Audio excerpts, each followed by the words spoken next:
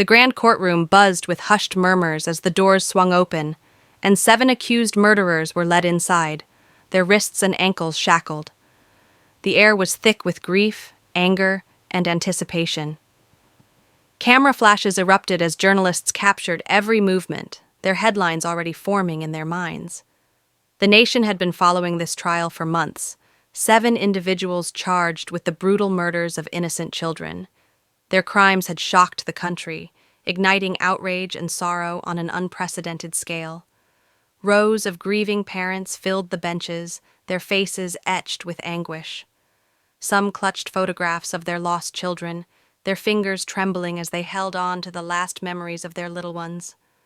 A mother in the front row gripped a locket tightly, her lips moving in silent prayer. A father clenched his fists, his knuckles white with suppressed rage. Their eyes, hollow from sleepless nights and relentless sorrow, fixated on the accused as they took their seats behind the defense table. At the judge's bench, the gavel struck, calling the court to order. The prosecution lawyer stood tall, his expression resolute, while the defense attorneys whispered hurriedly to their clients. The accused sat emotionless, some staring blankly ahead, others smirking faintly as if unaffected by the gravity of the moment. A collective shiver ran through the courtroom as the charges were read aloud.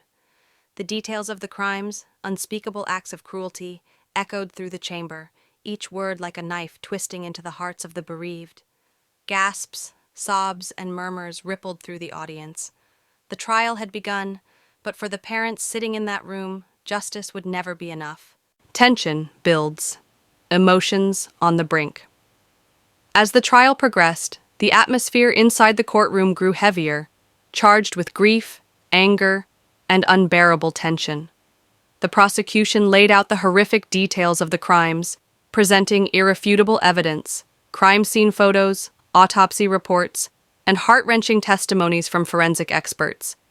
Each word was like a dagger to the hearts of the grieving parents, their pain laid bare for the world to see. Yet, the accused sat unfazed. One of them leaned back in his chair, yawning as if bored. Another smirked when a devastated mother broke down on the witness stand. A third whispered something to his lawyer, chuckling under his breath. Their complete lack of remorse was like gasoline poured onto a raging fire. Gasps echoed through the courtroom as the prosecution displayed a series of photographs, innocent faces, forever frozen in time. A father in the front row gritted his teeth so hard his jaw trembled. A mother squeezed her hands together until her nails dug into her palms, drawing blood. The room was suffocating with grief, yet the accused remained indifferent, their expressions void of guilt. At one point, a bereaved parent shouted, "Look at them! They don't even care!" The judge struck the gavel, demanding order, but the fury in the room was uncontrollable. Murmurs turned into open threats, a rising storm ready to explode. The security guards exchanged uneasy glances, sensing the courtroom was becoming a powder keg of emotions, one spark away from total chaos. As the prosecution prepared for their final arguments, the air was thick with something beyond grief, an unspoken promise. Justice alone might not be enough. The tension had been simmering for days, but now it was about to boil over. The moment the defense lawyer casually argued that the accused deserved a fair chance, just like anyone else, something inside one of the grieving fathers snapped. His hands trembled, his breathing grew ragged, and before anyone could react, he lunged forward. A furious roar echoed through the courtroom as he vaulted over the wooden barrier, his eyes locked onto one of the accused, a smirking man who had just whispered something under his breath. Without hesitation, the father drove his fists into the man's face, sending him sprawling to the ground. The smirk vanished, replaced by a look of shock and pain. Screams erupted. The judge slammed the gavel, shouting for order, but it was too late. Other parents, already at their breaking point, surged forward. A mother swung her purse at one of the killers, striking him repeatedly. Another father grabbed a chair, raising it high before bringing it down with full force. The courtroom turned into a battleground. Guards rushed in, trying to pull the parents away, but their grief had turned into a force of nature, unstoppable, uncontrollable. The accused tried to shield themselves, but there was no escaping the rage of the people whose children they had stolen. Cameras flashed wildly, capturing every brutal second. News stations cut into live broadcasts, anchors stumbling over their words as they tried to describe the chaos unfolding in real time. A sickening crunch echoed as a chair connected with flesh, a wail of pain, then silence. For a moment, everything froze. Then came the deafening shouts of security, the desperate pleas of lawyers, and the raw, unfiltered grief of those who had lost everything. Courtroom security swarmed the scene, their shouts lost in the deafening chaos. Officers tackled the enraged parents, pulling them away from the bloodied defendants. Some parents thrashed violently, still trying to land blows, while others sobbed uncontrollably, their rage spent, but their grief undiminished. The accused were in bad shape. One lay curled on the floor, groaning in pain, his nose broken and bleeding. Another clutched his ribs, gasping for breath after being kicked repeatedly. A third sat slumped against the defense table, his face swollen and battered, his earlier smirk now replaced by sheer terror. The judge, visibly shaken, slammed the gavel again and again. "Order! Order in the court!" she bellowed, but her voice barely rose above the turmoil. Lawyers scrambled to check on their clients, while the prosecution stood frozen, silent witnesses to the storm they had seen coming, but had been powerless to stop.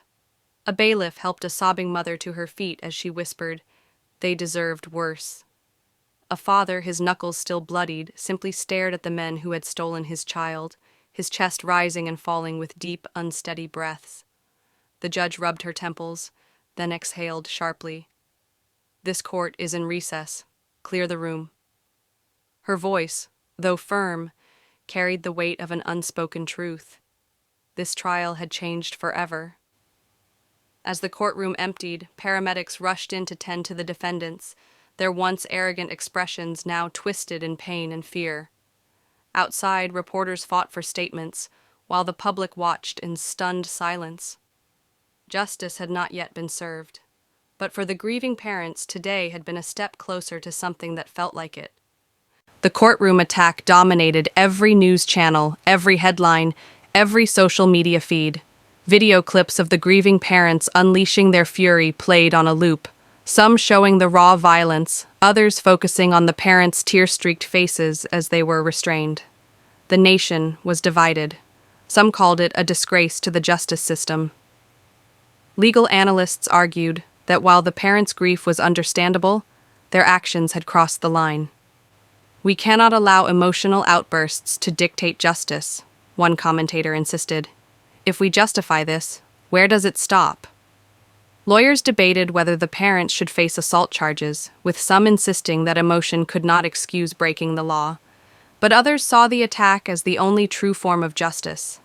Talk show hosts and online forums buzzed with public outrage, not against the parents, but against a system they felt had already failed them.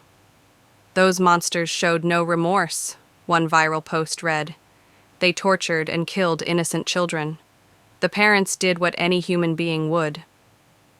Across the country, thousands rallied in support of the grieving families, demanding that the court show mercy. In the days that followed, protests erupted outside the courthouse.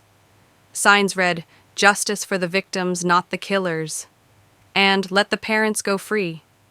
Candlelight vigils were held for the lost children, their names spoken with reverence as crowds mourned what had been stolen from them.